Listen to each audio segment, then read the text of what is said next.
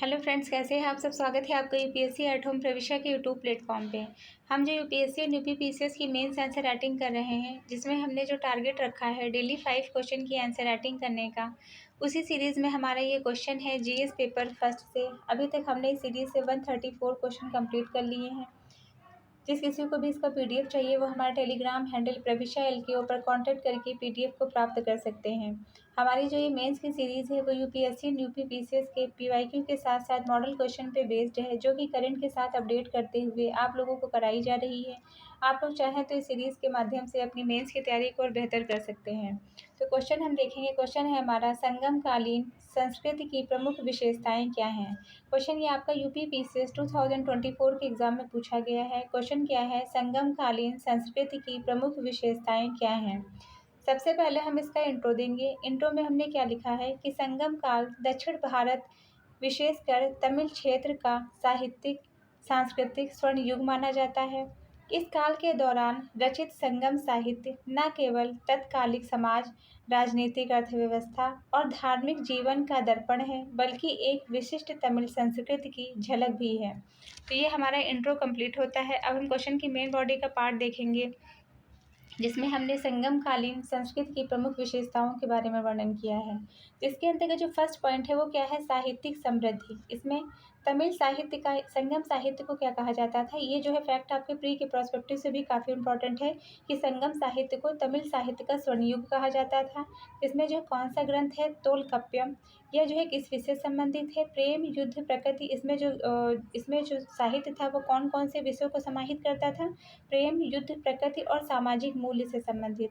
मतलब जो साहित्यिक समृद्धि में क्या देखने को मिलता है कि ये जो है 3 संगमों, जिसमें मदुरै और कपाटपुरम, मदुरै के अंतर्गत रचित साहित्य जो है कौन सा है, तोलकाप्पियम। विषय जो है कौन सा है, यह वीर गाथाएं, प्रकृति, प्रेम, युद्ध और सामाजिक मूल्यों पर आधारित है। तोलकाप्पियम को पहला तमिल व्याकरण ग्रंथ माना जाता है। तो ये जो फैक्ट है, जो तोलकाप्पियम है, ये आपके प्री के प्रोस्पेक्टिव से काफ़ी इंपॉर्टेंट है। आप लोग इसको ध्यान रखिएगा, डायरेक्ट ये जो है प्री में क्वेश्चन इससे बनता है। तो आप ये मत समझिए कि जो ये सीरीज़ चल रही है वो आपकी केवल मेंस की है। आपकी मेंस के साथ साथ आपकी प्री की भी तैयारी हो रही है, क्योंकि जब मेंस अच्छा होगा तो प्री वैसे ही अच्छा हो जाएगा। प्री में आपको सिर्फ प्रैक्टिस करने की ज़रूरत है, प्री निकल जाएगा। और अगर जो है प्री निकल गया और मेंस में दिक्कत होगी, क्योंकि मेंस में जो है जब तक आप लिखेंगे नहीं तब तक आपको लिखने की प्रैक्टिस नहीं होगी। आप इतना जो है 6-6 घंटे आप लगातार ऐसे नहीं लिख सकते हैं। जब तक आपको 6 घंटे में आपको कितने क्वेश्चन, 40 क्वेश्चन करने रहते हैं। तो जब तक आप इसकी प्रैक्टिस नहीं करेंगे तब तक नहीं लिख पाएंगे।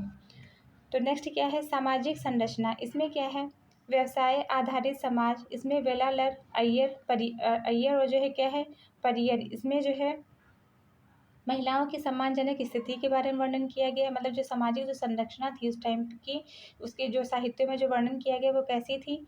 उसमें जो है बताया गया है कि महिलाओं की जो सम्मानजनक स्थिति थी उस समय, और विवाह, वीरता, दान को महत्व दिया गया है इसमें।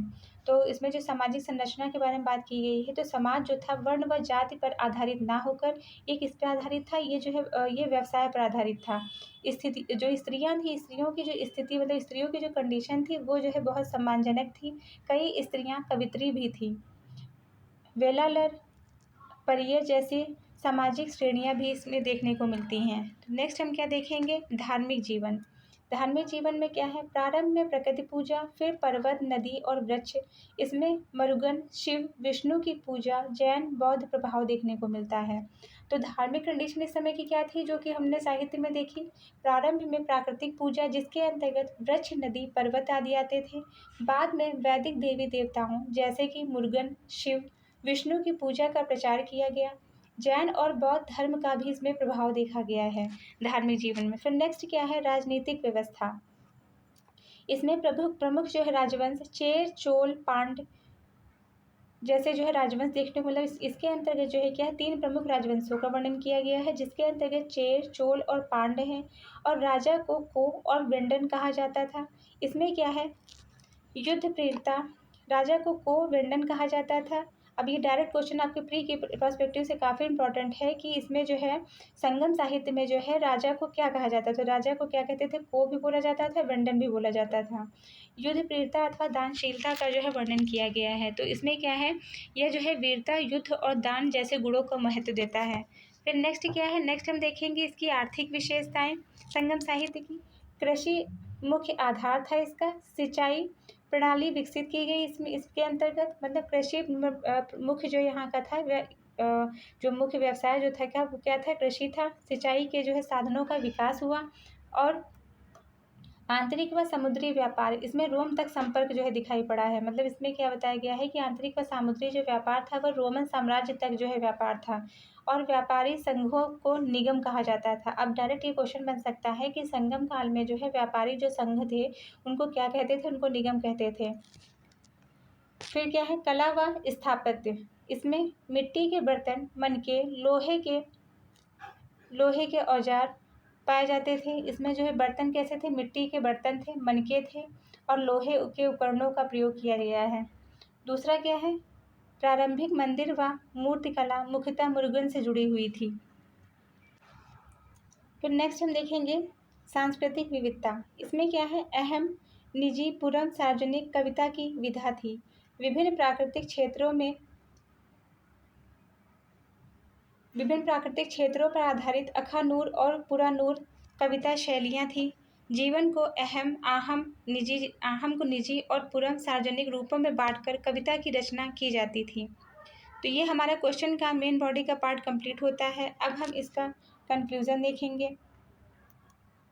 अतः निष्कर्षतः यह कहा जा सकता है कि संगमकालीन संस्कृति ने साहित्य, समाज, राजनीति और कला के क्षेत्रों में भी गहरा प्रभाव छोड़ा है। यह तमिल सभ्यता और बौद्धिक एवं सांस्कृतिक परिपक्वता का प्रतीक है। तो ये हमारा क्वेश्चन कंप्लीट होता है जो कि हमने लिया था जीएस पेपर फर्स्ट से।